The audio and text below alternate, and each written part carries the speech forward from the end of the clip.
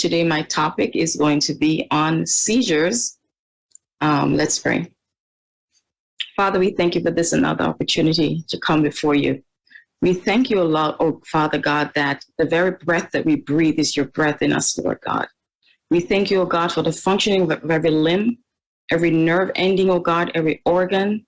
We thank you, Lord God, for a right mind. We thank you, oh God, for clean hands and pure hearts. We thank you, Lord Jesus, that you are the great physician. We thank you, Lord God, that when we call upon you, Lord God, that you're right there to hear and to answer us. So, mighty God, as I take this segment, oh God, to teach your people, I ask you, oh God, to envelop us this morning. I ask you, oh God, to encamp your angels, Father. I ask you, oh God, to take away every distraction right now, mighty God, in the name of Jesus. I ask you, oh God, to open up eyes and ears and hearts, oh God, to be receptive of that which you've asked me to speak on this morning. I ask you, Lord God, to speak through me, Father. I ask you, God, to hide me behind the veils. Mighty God, help me, oh God, to lift you up in everything that I do and in everything that I say. Because you said in your word, oh God, if you be lifted up, you'll draw men unto you, Father. So I pray this morning, oh God, that even with speaking on health, that people will be drawn unto you. God, I'll be careful to give you the glory, the honor, and the praise, because you're the only true and living God. In Jesus' name, amen and amen.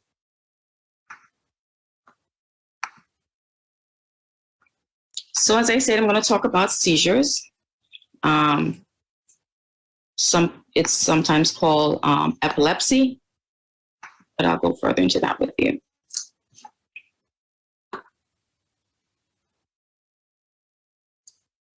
So what are seizures?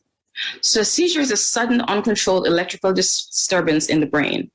It can cause changes in your behavior, movements, or feelings, and in levels of consciousness.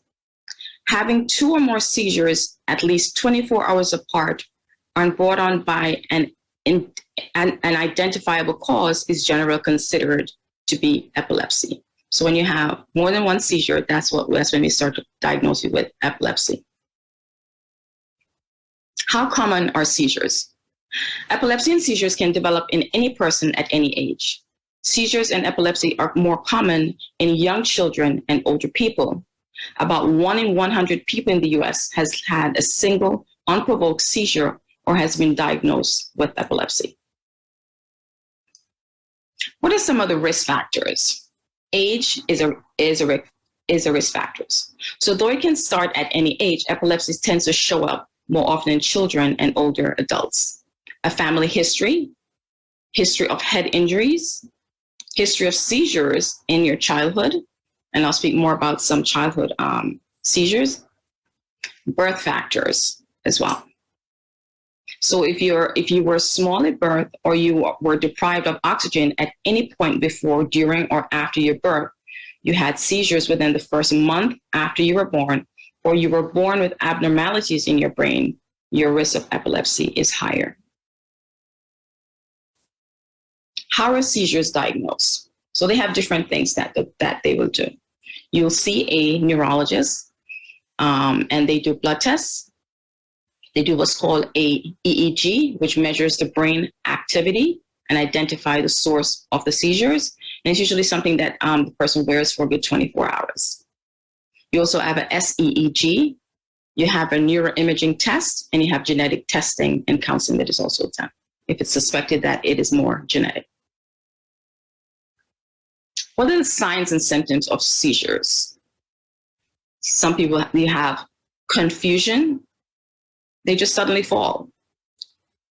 Staring and just have no response to you, uncontrollable jerking movements, strange sensations and emotions, loss of consciousness or awareness, and what's called an aura. So they'll start to smell things that's not really in their environment, or taste things. So a lot of people that are having seizures tend to know prior to the seizure starting that they're going to have it. Symptoms of seizures are also, again, I spoke about this, the staring and the temporary confusion. Some may have breathing problems, and again, falling suddenly with no apparent reason. What are the different types of seizures? You have what's called a focal onset seizure. The person's aware, and you may have impaired awareness. You have generalized onset, and you have the unknown onset as well. The focal seizures, onset seizures, are most common type of seizure experienced by people with epilepsy. For short, the term focal seizure can be used when the seizure begins in one side of the brain and the person has no loss of awareness of their surroundings during it. It is called a focal onset aware seizures. Generalized onset seizures are surges of abnormal nerve discharges throughout the cortex of the brain, more or less at the same time. The most common cause is an imbalance in the brakes, the inhibitory circuits, and accelerated exhibitory circuits of electrical activity in your brain. So our brain is like a car, to say the least. Children get seizures. This is the part that I have to make sure that I stretch a little bit. Your children, when they have fevers, high fevers, can send your child into having seizures. And so it's important that as parents or caretakers that you're aware of that. When a child starts to run high fevers, it's not something that you want to play with at home and say that you're going to do home remedies and treat. You want to get them as quickly as possible to the hospital. Here is where I want to spend a few minutes, the photosensitive seizures. This particular seizure is triggered by lights and repeatedly flash in particular patterns of intensities. So a lot of people like to have television be a babysitter or video games be babysitters. Children can get seizures from these things when they spend so much time in front of them. And this is the type of seizure that they'll get. The stages of seizures is the aura. So the aura, you have odd smells, sounds, or taste. They get numbness, pins and needles, starts in their body. So it is a warning that is about to happen. So most people that have a history of epilepsy, when they have an aura, they'll know to go and either put themselves on the ground or lay themselves somewhere where they cannot get hurt during the episodes of their seizures. Then you have the ictal, their loss of awareness. This stage is what likely comes to mind when you think of a seizure. During it, intense electrical changes happen in your brain. And the signs during the stage are they may be hallucinating. They may be seeing flashing lights, start drooling, twitching, and having body convulsions. They may even have a racing heart. The postictal, during this final stage, your brain trying to get back to normal following the seizure. Your body begins to relax. The physical after effects of the seizure also set in. The length of this stage will depend on the type of seizure the person have had. What do you do if someone is having a seizure? Now, only move them if they're in danger, such as if they're in the middle of the road, or if they're on a train track, or if they're near anything that's going to cause them harm. You want to move them from anything that is going to cause more harm to them. You want to cushion their head if they're on the ground.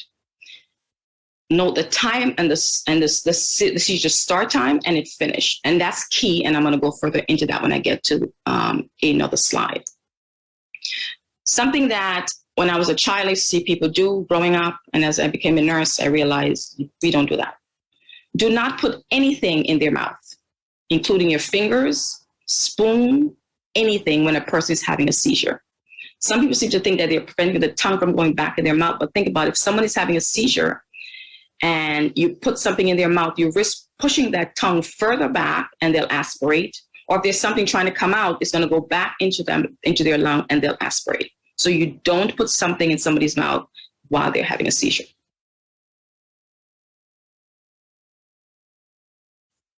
Seizure first aid. So of course, if you walk up on someone that's having a seizure, you don't know the history of this person. It's okay for you to call 911 or whatever your emergency number is, 119. You call for emergency help, right? Once the seizure stops, you want to put them also in a recovery position, which is what this position is, where you put one arm up, the other arm across the chest, and you simply roll them on their side.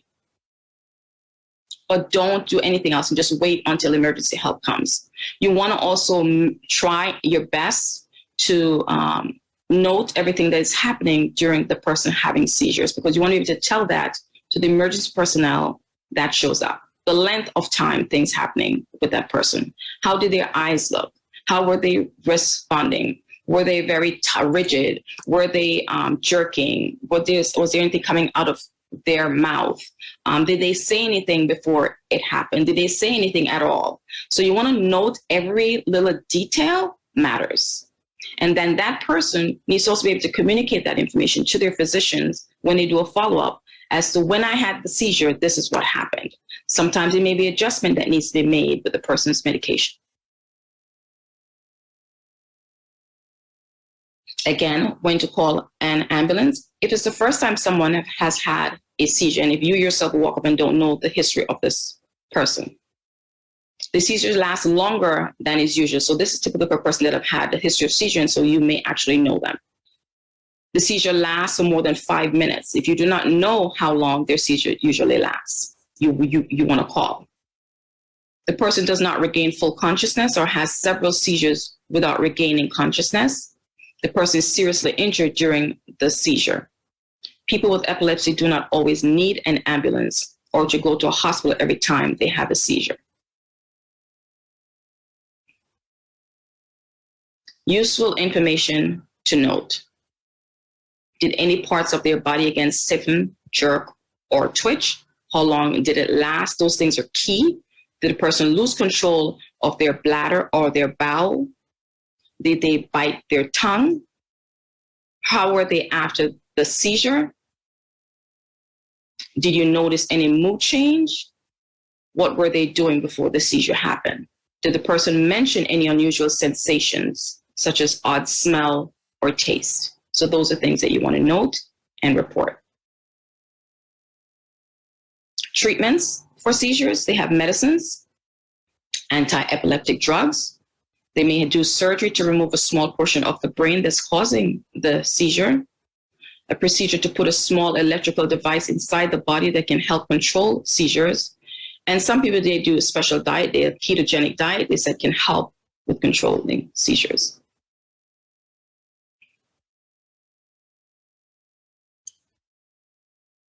There are a lot of support groups of people that have seizures.